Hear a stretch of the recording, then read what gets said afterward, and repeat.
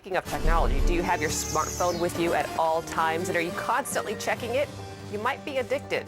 How to know if technology is actually changing your brain. Next on First News at 4. Are you addicted to your smartphone? Numerous studies point to addictions to the internet and technology, such as smartphones, as a 21st century ailment. One study released this month suggests parents on smartphones actually ignore their children. Another found people check their smartphone 34 times a day because it has become a habit or a compulsion. And a different study found most of us suffer from internet disconnect anxiety.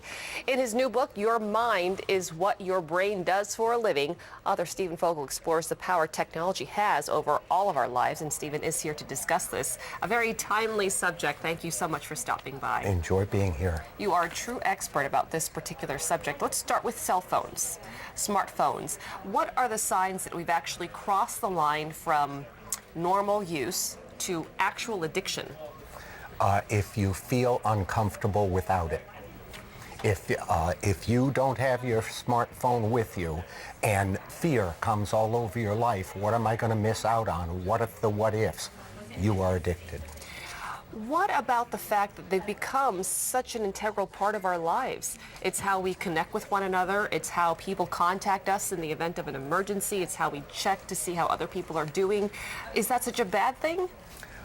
If you go back to our origins on the planet, we were hunters and gatherers. We didn't know how to domesticate animals. We couldn't make our own food.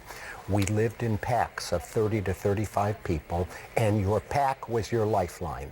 Without your pack, it was death. With your pack, you're okay. From that time forward, we all have been wired to want to stay committed to our pack and a good pack member so we don't get thrown out. Today, that pack is represented by our digital technology. Everything we do is for survival. Everything is a possible fear. Today, the majority of point of entry for all fear is looking at your cell phone. Stephen, you had mentioned earlier that, technology is always evolving. We had radio, then radio, TV to cell phones, and, well, lots of stuff in between, really. But it changes society. It changes all of our lives, the way we live our lives. Sure. Is that such a bad thing? No, we are evolving, and who knows where we will go. There's a place in Cincinnati where I used to run, and there's a timeline that showed the entire history of the planet. It took 5 miles to run, and every stride was 1,000,000 years. It was only in the last 3 strides of 5 miles that humanity came on. So to think that this is changing the planet, this is just a bleep. We are the carriers of information and intelligence, and that information and intelligence is what makes the universe grow. We're looking at some videos of parents looking at their cell phones as their children do something else. This is a real problem. Sure. That we have seen. We don't need a study to tell us that we've seen parents do this at the playgrounds and whatnot. How do we change this? Mindfulness. It's pretty much like when you want muscles, you go to the gym and you start doing the curls. You have to go there every day. You have to work out for 20 or 30 minutes. In order to be present to the voice in our head going on a relaxing time where we are committed to being in the now with whoever we're with, we have to work on it. We have to know it's important, and we have to care enough to make that our priority. You say that technology has actually changed our brains. Yes. What do you mean by that?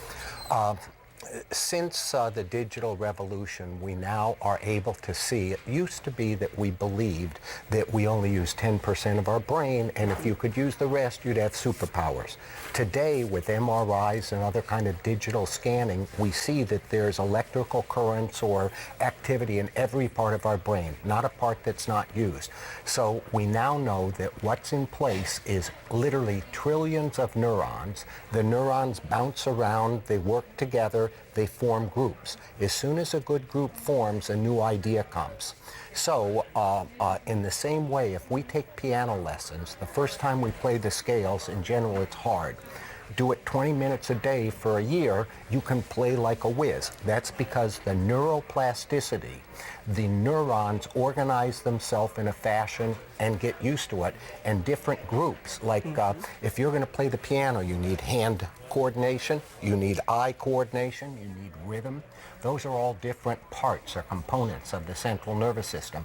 When they start working together, there's an expression that neurons that fire together wire together. So we start building whole departments to start doing new things that had never considered those new things. Wow. Stephen, thank you so much for stopping by. Really interesting stuff. For more information, go to our website, KOMOnews.com, and click on KOMO-TV. Thank you. Thank you.